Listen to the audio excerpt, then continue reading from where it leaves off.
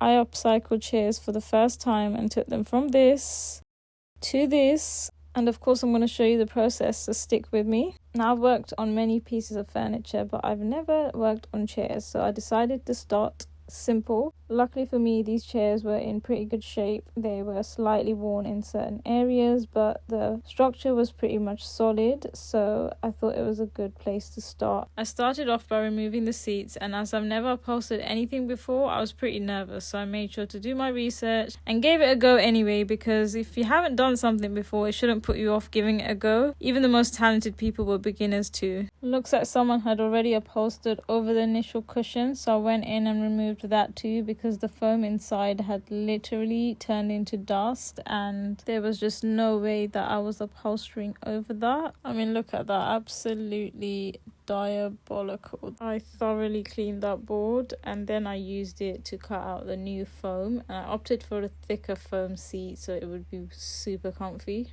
After cutting the cushion around the board, I then added wadding to basically hold everything together. And I'm not going to lie, this stapler was difficult to use. I will definitely be investing in an electric one because boy, this was a whole arm workout. I opted for this beautiful green and yellow stripe vintage Jane Churchill fabric. The stripes had these cute little red roses on them, which I love. After adding the fabric to both cushions, I finished off by adding dust covers underneath, and I used these silver upholstery pins to secure them in place. Now that the cushions were complete, I could finally start working on the chairs, and what I started off doing was filling in any of the worn out areas or dents with wood filler. Once the wood filler dried, I sanded it down and also went over the rest of the chair with the sander, just so that it's nice and smooth, ready for the paint. At this point, I still felt like the chair was missing a little something, and as you know by now, it wouldn't be one of my pieces if there wasn't detail, so what I decided to do is add these wooden bobbin trim to both sides and the front of the chair. I secured them with clamps and let the glue dry overnight, and this is what the chairs look like the next morning. For the paint, I went with French Chic's Creme de la Creme, which is like a creamy white, and it took me about 4 coats. The first coat always looks quite scary, especially with white paint, but you've just got to trust the process. Allow the paint to dry between coats and soon it will start to look like this. After letting the paint dry for 24 hours, I then reattached the seats, and this is the final result. I'm so glad I added the bobbin detail because it just took the chairs to the next level, and I'm really happy with how they turned out. As always, thank you so much for watching, and make sure you're following so you can see what else here is made